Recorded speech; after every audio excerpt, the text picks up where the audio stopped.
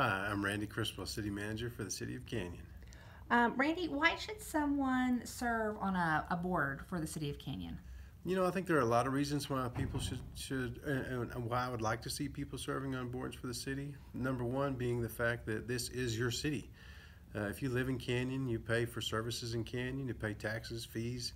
This is your town, and you should have a say in what we do. We actually want to hear what you think we should be doing. So, serving on a board gives you an opportunity to familiarize yourself with various aspects of what the city does, which I think there are a lot of folks out there that when we're doing what we're supposed to be doing, they don't really know what all that is and how it all works. And the opportunity, in my opinion, to serve on a board is the opportunity to educate yourself about what a city does, why a city does it, how it all works, and be a part of it.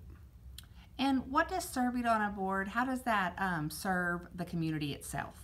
You know, it's a volunteer position to serve on a board, and there are multiple opportunities to make important decisions, or at least make important recommendations to the City Commission. Most of our boards, with the exception of the Zoning Board of Adjustment, are advisory boards to the City Commission, and they study things.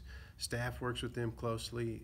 They make recommendations ultimately to the City Commission, who is the governing body of the City of Canyon, about whatever it may be, a zoning ordinance or a police issue or a parks issue or something like that. And they make recommendations to the City Commission that the City Commission considers very strongly. Our form of government is based on citizen participation. Our city commissioners are paid $25 a month. They're basically volunteers as well. And so any input that we can get from the citizens on a positive level and on a collaborative level is exactly what we're looking for.